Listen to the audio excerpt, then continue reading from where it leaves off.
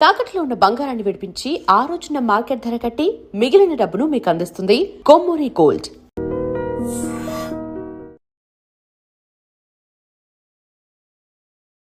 వాగర్థావివ సంపృక్తౌ వాగర్థ ప్రతిపత్తయే జగతః పితరౌ వందే పార్వతీ పరమేశ్వరౌ. ఆదిత్యాయ చ సోమాయ మంగళాయ బుధాయ చ గురు శుక్ర శనిభ్యశ్చరాహవే కేతవే నమః. శృంగేరి జగద్గురు పీఠాధిపతులకి, కంచి పీఠాధిపతులకి నమస్కారములు తెలియచేసుకుంటూ కార్యక్రమాన్ని ప్రారంభిద్దాం. వీక్షించేటువంటి ప్రేక్షకుల్లో ఈరోజు ఒక చక్కటి విషయాన్ని తెలుసుకోబోతున్నాం. ఈ విషయం మన ప్రతి కుటుంబంలో ఎక్కడో ఒక చోట ఈ సందర్భాలు చెప్పుకునే సందర్భాలు వచ్చి ఉంటాయి. ఇప్పుడు సోషల్ మీడియా వ్యాప్తముగా అందరికీ కూడాను చర్చకి లేవనెత్తినటువంటి అంశము వైష్ణవి అనే యూట్యూబర్ యొక్క హత్యకు సంబంధించినటువంటి విషయం. పూర్వాపరాలు కనుక మనం పరిశీలించినట్లయితే గర్భవతిగా ఉన్నటువంటి వైష్ణవిని సొంత భర్త అయినటువంటి హరిబాబు సంహరించడం జరిగింది.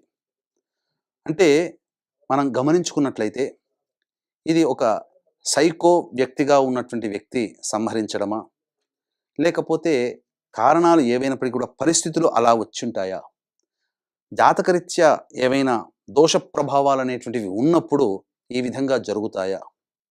ఎందుకనంటే ఏ వ్యక్తి అయినప్పటికీ కూడాను తన సొంత వాళ్ళని ప్లాన్ ప్రకారం కాకుండా అన్ప్లానెడ్గా సంహరించాలనే కోరిక ఆవేశంలో జరిగినటువంటిది.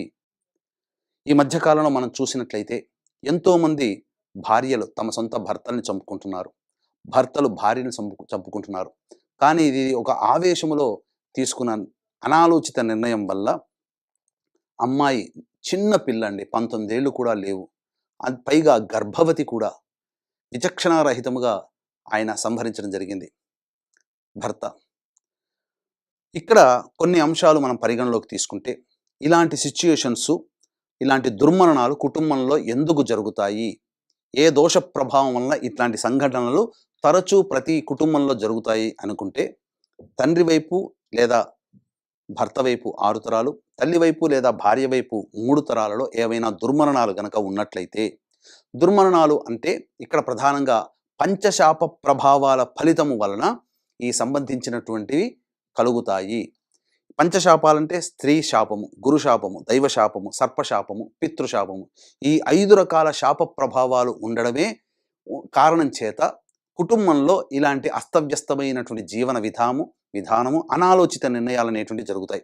ఇంతకుముందు చెప్పుకున్నాం కదా, దుర్మరణాలు అనగా road accident, fire accident, suicide attempt, నదిలో బావిలో పడి చనిపోవడము, ఇంట్లోంచి వెళ్ళిపోవడం, లివర్ ఫెయిల్యూర్, కిడ్నీ ఫెయిల్యూర్, క్యాన్సర్తో చనిపోవడము, 60 సంవత్సరాల లోపల కుటుంబ సభ్యులు ఎలాగైనా హార్ట్ అటాక్తోనైనా ఎలాగైనా చనిపోయినా, లేదా 60 సంవత్సరాలు దాటినా కూడా ఇప్పుడు చెప్పబడినటువంటి కారణం చేత దుర్మరణాల చేత మరణించిన, పెళ్లి కాకుండా బ్రహ్మచారిగా కన్యగా మరణించిన, పిండ ప్రదానాలు కుటుంబంలో చేయలేకపోయినా, అలాగే ఏ కుటుంబంలోనైతే స్త్రీ హత్య, గోహత్య, బ్రాహ్మణ హత్య, పాముని చంపిన, పిల్లిని చంపిన, భ్రూణ హత్యలు జరిగిన, ఇవన్నీ కూడా పంచశాప ప్రభావాలు కుటుంబంలో ఉన్నట్టే లెక్క.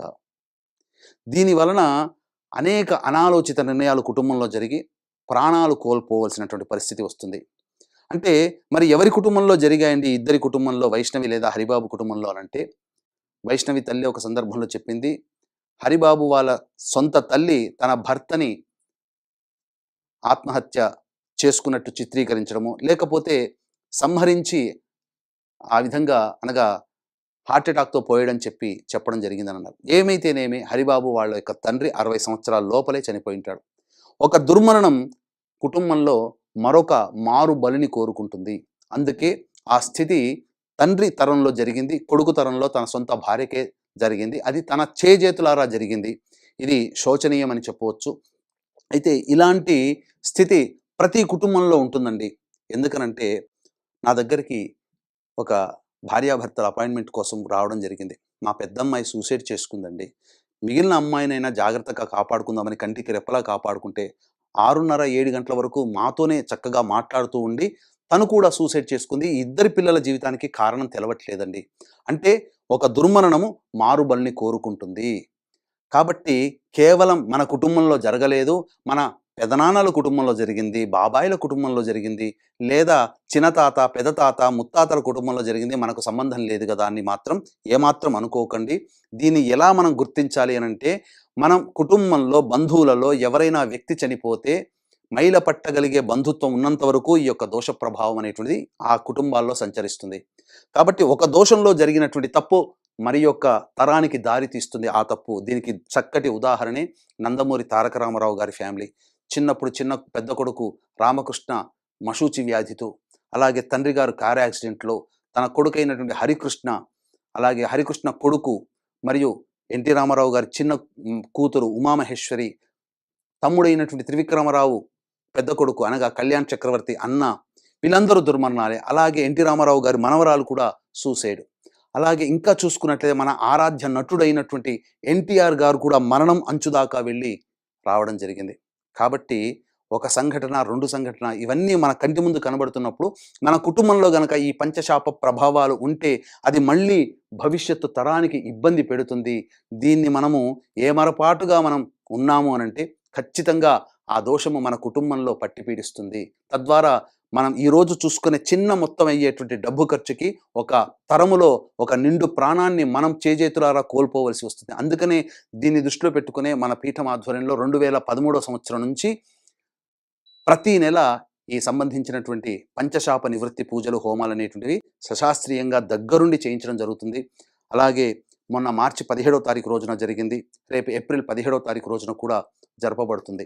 అంతేకాకుండా ఈ సంబంధించినటువంటి ఈ పంచశాప ప్రభావాలు అనేటువంటిది చాలామంది గూగుల్లో వెతుక్కొని వెళ్ళిపోతున్నారు. ఎక్కడ చేయిస్తున్నారో తెలియకుండా ముక్కు మొహం తెల్లని వాళ్ళతో మాట్లాడేసేసి వెళ్ళిపోతున్నారు. తద్వారా జరిగేటువంటి నష్టం ఏంటంటే, మాట్లాడే వాళ్ళు ఒకళ్ళవుతారు, రిసీవింగ్ చేసుకునే వాళ్ళు ఒకళ్ళవుతారు, పూజ చేయించే వాళ్ళు ఒకళ్ళవుతారు. ట్రైనీ పర్సన్స్ని కూర్చోబెట్టి ఆ పూజని, తంతుని పూర్తి చేస్తున్నారు. బ్రాహ్మణులకైతే ఒక రకంగా, మిగతా వాళ్ళకి ఇంకొక రకంగా, పురాణోక్తంగా, తూతూ మంత్రంగా షార్ట్కట్లో చేసి పంపిస్తున్నారు. చేయించే వాళ్ళకి టార్గెట్ ఉంటుంది. రోజుకి ఇన్ని పూజలు చేస్తే ఇన్ని డబ్బులు వస్తాయి కదా, దాని ప్రకారం చేస్తారు. 4 గంటలు చేయాల్సినటువంటి పూజను కేవలం 1.5 గంటల్లో పూర్తి చేసి మమ అనిపించేస్తున్నారు. ఇంకా ముందుకు వెళ్ళి కొంతమంది అయితే జన్మించిన నక్షత్ర జనన శాంతి చేసుకోవాలి. కానీ ఇంకొన్ని నక్షత్రాలు జోడించి ఈ నక్షత్రాల్లో ఉన్న 27 నక్షత్రాల్లో 19 నక్షత్రాల్లో జన్మిస్తే ఈ పంచశాప ప్రభావానికి గురవుతారు అని చెప్పి అనవసరంగా లేనిపోని భయాలు పెట్టి ఇలా చేయిస్తున్నారు. కాబట్టి ఇప్పుడు చెప్పినటువంటి కుటుంబంలో తండ్రి లేదా భర్త వైపు, తల్లి లేదా భార్య వైపు దుర్మరణాలు గనక తరంలో ఉంటేనే ఇవి చేసుకోవాలి. ఇంకా జాతకాలు లేవండి, మనం ఎలా దీన్ని మనం పసిగట్టాలి అనంటే కొన్ని సూచనలు, సంఘటనలు అనేటువంటివి ఉంటాయి. అంటే ప్రధానంగా గమనించుకున్నట్లయితే మందులకు నయం కాని రోగాలతో కుటుంబ సభ్యులు బాధపడుతున్నా, తరచూ యాక్సిడెంట్స్కి గురవుతున్నా, నరదృష్టి నరఘోషతో బాధపడుతున్నా, ఆడపిల్లలే సంతానం ఉండి పురుష సంతానం లేకపోయినా, ఇంటర్ క్యాస్ట్, ఇంటర్ రిలీజన్ మ్యారేజ్లు కుటుంబంలో జరిగినా మన పిల్లలు ఆ విధంగా చేసుకుంటామని తల్లిదండ్రులతో పోరు పెడుతున్నా, మద్యం, మత్తు పదార్థాల వంటికి బానిసలైన కుటుంబ సభ్యులు, అలాగే కారాగార వాసమైన, అలాగే శారీరక మానసిక లోపాలతో జన్మించిన, కుటుంబంలో ఎవరికి వారే యమునా తీరన్నట్టుగా ఎవరితో ఎవరు సంబంధం లేకుండా శత్రువులాగా మెలుగుతూ ఉన్నా, ఎవరి ఆలోచన వాళ్ళదన్నట్టుగా ఉన్నా, అంతేకాకుండా ప్రధానంగా కుటుంబంలో కొంతమందికి పిల్లలకి పెళ్ళిళ్ళు కావు, అలా పెళ్ళిళ్ళు కాకుండా వయసు గడిచిపోతున్నా, పెళ్ళైన దాంపత్యం సరిగ్గా లేక 1, 2, 3, 4 డైవర్స్లు అవుతున్నా, అన్నీ బాగున్నా సంతానం కలక, పెళ్ళై 10 ఏళ్ళు 12 ఏళ్ళైనా సంతానం కలగకుండా ఇబ్బంది పడుతున్నా, ఆ కుటుంబాలలో ఈ యొక్క పంచశాప ప్రభావం ఉంటుంది. అంతేకాకుండా ఇంట్లో గోడలకి క్రాక్స్ వచ్చినా, నల్లాలు ఎన్ని కొత్తవి మార్చినా వారం బాగుంటాయి, తర్వాత బొట్టుబొట్టుగా నీరు కారుతున్నా, ఇంట్లో జిల్ల పురుగులు, బుద్ధింకల బెడద ఎక్కువగా ఉన్నా, చేతిలోని ఆహారం జారిపోతున్నా, పొయ్యి దగ్గర మనం కూర్చుంటాము కానీ ఎప్పుడు తరచు వారంలో 4-5 సార్లు పాలు పొంగిపోతున్నా, మన దగ్గర మనం చూస్తున్నాగానే పాలు పొంగిపోతున్నా, అంతేకాకుండా పెద్దలు, చనిపోయిన వాళ్ళు తరచూ కలలో కనిపిస్తూ ఉన్నా, కారాగార వాసమైనట్టు కలలు వచ్చినా, తాను మరణించినట్టు కల వచ్చినా, అంతేకాకుండా ఎన్నో పూజలు చేశాం, మొక్కని దైవం అంటూ లేదు, తిరగని చెట్టంటూ లేదు, పుట్టంటూ లేదు అని చెప్పి విసిగి వేసారి ఇక దేవుడు లేడు అనే స్థితికి వచ్చిన కుటుంబాలలో, అలాగే మీతో పాటు వివాహమైన కొన్ని కుటుంబాలు ఉంటాయి. ఆ కొన్ని కుటుంబాలు బాగా పైకి ఎదుగుతాయి, కొన్ని కుటుంబాలు ఎక్కడ వేసిన గొంగడక్కడే, అనక బొదుగుదల లేని జీవితాన్ని గడుపుతున్నా, అంతేకాకుండా బాగా సంపాదించి లక్షల కోట్లు సంపాదించి ఒక అనాలోచిత నిర్ణయం, పెట్టుబడులు పెట్టడమో, స్టాక్స్లో పెట్టడమో, అప్పివ్వడం ద్వారా పూర్తిగా నష్టపోయినా, ఏ జన్మలో ఏ పాపం చేసుకున్నామరా, నరకయాతన అనుభవిస్తున్నామని చెప్పి తరచూ బాధపడుతున్నా, అటువంటి కుటుంబాలలో ఈ యొక్క పంచశాప ప్రభావాలు అనేటువంటివి ఉంటాయి. అంతేకాకుండా స్త్రీ హత్య, గోహత్య, బ్రాహ్మణ హత్య, పిల్లిని చంపిన, పాముని చంపిన, కాలసర్పదోషంలో జన్మించిన, కరోనాలో చనిపోయిన, ఇక ముఖ్యంగా గమనించుకున్నట్లయితే భ్రూణ హత్యలు, అబార్షన్స్ జరిగిన, అబార్షన్స్ చేయించుకున్న, ఒకటా రెండా, ఇవన్నీ కూడా పంచశాప ప్రభావాలకి గురైనట్టే లెక్క. కాబట్టి ఈనాడు వైష్ణవి కుటుంబంలో అనగా వైష్ణవికి జరిగినటువంటి దోషము ఇంకే కుటుంబంలో జరగకూడదు. ఎందుకనంటే ఏ వ్యక్తి కూడా తన సొంత వాళ్ళని చంపుకోవాలని అనుకోడు. చంపడం మాత్రం హరిబాబుది ముమ్మాటికి తప్పే, అందులో సందేహం లేదు. చిన్న పిల్లండి, ఏం తెలుస్తుంది? 18 ఏళ్ళు 19 ఏళ్ళు అమ్మాయి కదా, ఏం తెలుస్తుంది? అందున గర్భవతి, తన రూపమే పెరుగుతుంది కదా. ఆ మాత్రం మమకారం లేకుండా, కనికరం లేకుండా, మనస్సుని రాయి చేసుకుని ఆగ్రహావేశంతో ఆ కట్టుకున్న భార్యని చంపడం అంటే ఎంత కిరాతకమైన మనస్సు రావాలి. ఆ మనస్సు రావాలంటే కూడా ఈ యొక్క వ్యక్తికి మరి చిన్నప్పటి నుంచి, పుట్టినప్పటి నుంచి పెరిగినటువంటి వాళ్ళు పెళ్లి చేసేటప్పుడు ఆ వ్యక్తి ఎటువంటి వాడని విచారించి చేసి ఉంటారు కదా. పైగా ఈ హరిబాబు అనే వ్యక్తి వెంటబడి వేధించి పెళ్లి చేసుకుంటా, నువ్వు లేకపోతే చచ్చిపోతా అని చెప్పి ఆ విధంగా పెళ్లి చేసుకొని ప్రాణప్రదంగా చూడాల్సినటువంటి భార్యని ఇంత కర్కశంగా చంపడానికి గల కారణము ఏ రకమైనటువంటి గ్రహ ప్రభావాలని అనుకుంటారా? ఇది ఆ కుటుంబంలో అంతకుముందు జరిగినటువంటి దుర్మరణాలు ఈ విధంగా మారుబలని కోరుకోవడం వల్ల జరుగుతాయి. కాబట్టి పూర్వకాలంలో ఇలాంటివి లేవే, ఇబ్బందులు వచ్చాయి, అమ్మాయికి అబ్బాయికి పడలేదు, ఏదైనా దూరం జరిగి ఉండి కొంతకాలం దూరం జరిగినా లేదా విడాకులు తీసుకున్నా సమసిపోయేదే. కానీ ఈ యొక్క దుశ్చర్య చేయడం వల్ల తనకి కూడా రేపొద్దున భవిష్యత్తులో ముప్పే కదా. చదువుకున్నాడు, జాబ్ చేస్తున్నాడు, 10 మందిలో తిరుగుతున్నాడు, ఒక్క ఆలోచన నిర్ణయం తట్టలేదా? కానీ ఈ శాప ప్రభావాలు ఉన్నప్పుడు మనిషిని అతలాకుతలం చేస్తాయి. అన్నీ నోటి దాకా వచ్చి వెనక్కి వెళ్ళిపోతుంటాయి. ఏ సమస్య అయినా కానీ సమస్య తీరుతున్నట్టుంటుంది, సమస్య తీరదు. కాబట్టి ప్రధానంగా ఇక్కడ గమనించాల్సినటువంటి అంశం ఏంటంటే, వీక్షించేటువంటి ఐ డ్రీమ్ ప్రేక్షకులు కూడా ఈ పంచశాప ప్రభావాలు లేవనుకోండి, మనిషికి ఆలోచన వస్తుంది, నేను కొద్దిగా దూరంగా జరిగితే పోతుంది, లేదా అక్కడ సమయంలో కొట్లాడే సమయంలో బయటికి వెళ్ళిపోతే సమస్య పూర్తిగా సమసిపోయేది. కానీ ఆ శాప ప్రభావం ఉన్నప్పుడు ఆ విధంగా జరగనివ్వదు, నాశనాన్ని కోరుకుంటుంది, దుర్మరణాలు. కాబట్టి వీక్షించేటువంటి ఐ డ్రీమ్ ప్రేక్షకులు దయచేసి మీ కుటుంబంలో ఇలాంటివి ఉన్నాయనంటే ఖచ్చితంగా పంచశాప ప్రభావాలకు గురైనట్టే. మీరు ఎన్ని ప్రయత్నాలు చేసినా మీ సంకల్పం దగ్గర దాకా వచ్చి వెనక్కి వెళ్ళిపోతుంది. నా దగ్గరకు ఒక వ్యక్తి అపాయింట్మెంట్ కోసం వచ్చాడండి, నేను గవర్నమెంట్ జాబ్ కోసం ప్రయత్నం చేస్తున్నాను, 4 సార్లు నేను గవర్నమెంట్ జాబ్కి ఇంటర్వ్యూలో పోయింది, సెలక్షన్ అయ్యాను, ఇంటర్వ్యూ దాకా వచ్చి ఇంటర్వ్యూలో పోయింది. ఆ యొక్క జాతకం చూసినప్పుడు పంచశాప ప్రభావాలు ఉన్నాయి. ఒక్కసారి కనుక ఈ సంబంధించినటువంటి నివృత్తి చేసుకుని ఉంటే 2 సార్లు పోనీయండి, 3-4 ఇంటర్వ్యూలను సెలెక్ట్ అయ్యి ఆనందకరమైన జీవితం. అంటే ఒక అదృష్టం దగ్గర దాకా వచ్చి వినియోగించుకోలేకపోవడానికి గల కారణం ఈ పంచశాప ప్రభావాలు.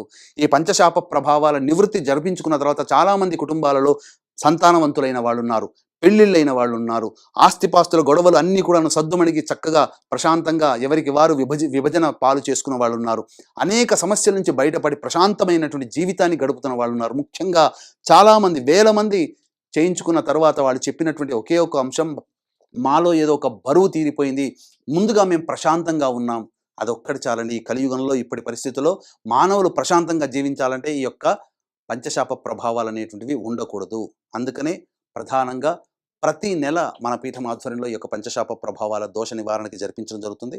రేపు ఏప్రిల్ 17వ తారీఖు రోజున కూడా జరపబడుతుంది. అవకాశం ఉన్నటువంటి వాళ్ళు కార్యక్రమంలో కనిపించే నెంబర్కి కాంటాక్ట్ చేసి పూర్తి వివరాలు తెలుసుకోండి. మధ్యవర్తులని అలాగే ప్రకటనలని చూసి, మా ప్రసార మాధ్యమంగా వచ్చే ప్రకటనలని చూసి, యాడ్స్ని చూసి భయపెట్టేటువంటి వాళ్ళని చూసి మోసపోకండి.